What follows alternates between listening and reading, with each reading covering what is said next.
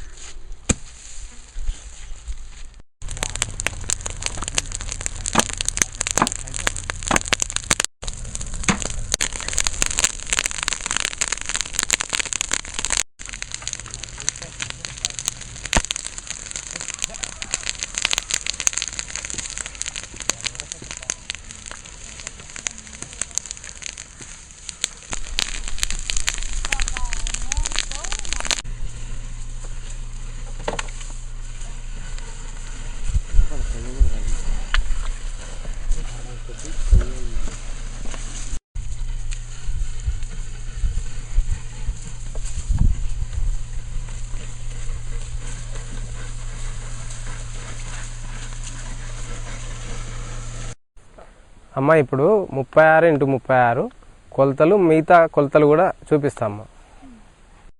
అమ్మ, ఇప్పుడు టేపును మనం 1 నుంచి 36 అడుగుల వరకు పైకి వచ్చే విధంగా చూసుకొని పట్టుకోవాలి.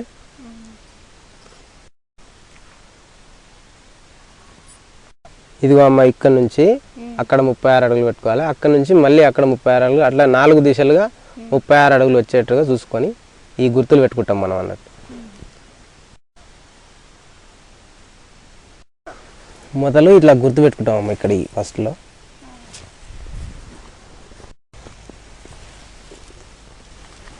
ఇక్కడ కార్నర్ ఇట్లా వస్తుంది.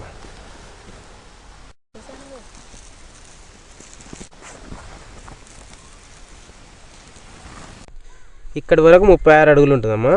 ఇంతవరకు పోసుకోవాలమ్మా.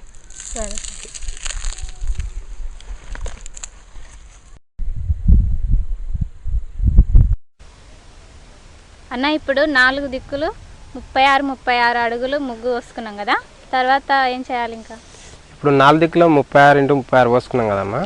పోసుకున్న తర్వాత ప్రతి 6 అడుగులకు ఒక బెడ్ వస్తుంటుంది. ఇప్పుడు మనం ప్రతి 6 అడుగులకు ఒక బెడ్ వస్తే 5 బెడ్లు వస్తాయి. ఇప్పుడు దానికి కొలతలు వేసుకుందాం మనం. ఇదిగో ఇక్కడి వరకు 6 అడుగులు అయింది కదమ్మా. ఇది మనం ఇక్కడ ఇప్పుడు మార్క్ పెట్టుకుంటాం అన్నట్టు. ఇక్కడ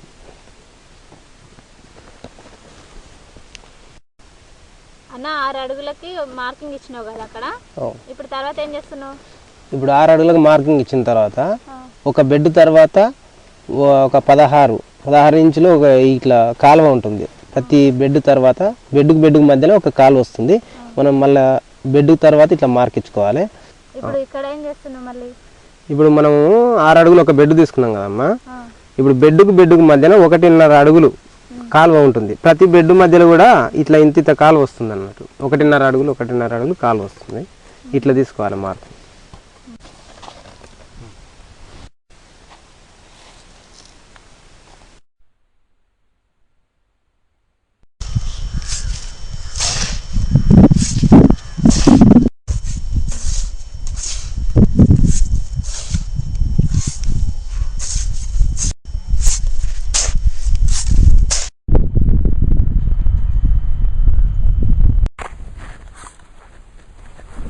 ఇగోమ్మ ఈ విధంగా ప్రతి 6.5 అడుగులకు అడుగులకు 1.5 కాలువ పెట్టుకోవాలి.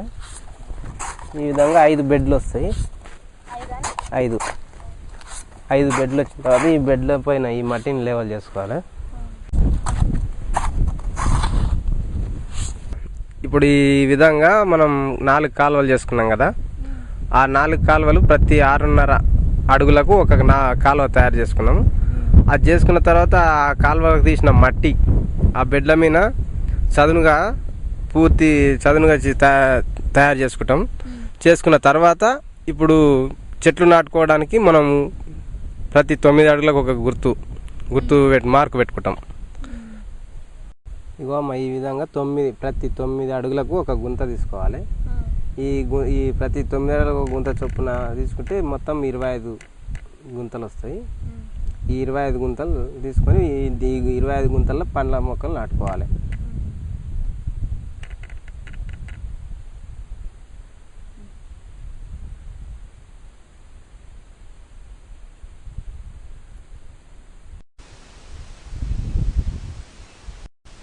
అన్న ఇప్పుడు 25 గుంతలు తీసుకోవాలన్నావు కదా, అవి ఎంతెంత కొలతలతో తీయాలి? ప్రతి గుంత 2 అడుగుల వెడల్పు 2 అడుగుల లోతు తీసుకోవాలమ్మా. ఇదిగో అమ్మ, ఈ గుంత పొడవు 2 అడుగులు, ఇట్లా 2 అడుగులు తీసుకోవాలి. ఇప్పుడు పొడవు 2 అడుగులు తీసుకున్నాం కదమ్మా, వెడల్పు కూడా ఇప్పుడు 2 అడుగులు తీసుకోవాలి. అదేవిధంగా లోతు కూడా 2 అడుగులు తీసుకుంటాం అన్నట్టు. లోతు 2 అడుగులు.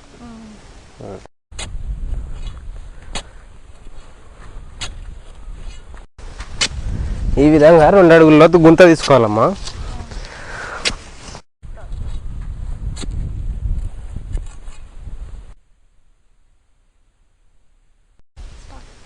ఇట్లా ఈ విధంగా గుంత 2 అడుగులు తీసుకోవాలమ్మా.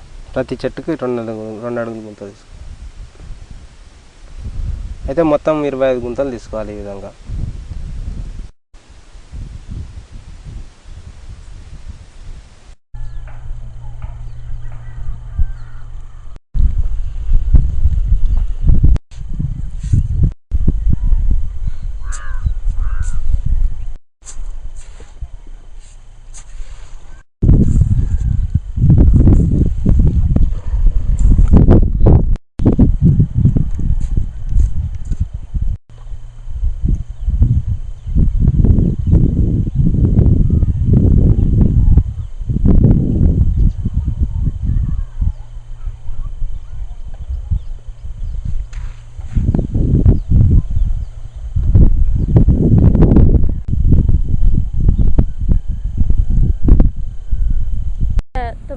ఒకటి పెద్ద గుంత తీసినావు కదా, మళ్ళీ దాని చుట్టూ చిన్న గుంతలు ఎందుకు తీసినావు? ఇప్పుడు 9 అడుగులకు ఒకటి పెద్ద గుంతలు తీసేము, అందులో పండ్ల మొక్కలు నాటుకుంటున్నాం. ఇప్పుడు 9 అడుగులకు మధ్యలో 4.5 గుంతలు తీసినాం. 4.5కు ఒకటి చిన్న గుంతలు తీసినాము. ఆ గుంతలల్లో బహువార్షిక ఆముదం మొక్కలు నాటుకుంటాం ఈ చిన్న దాంట్లో.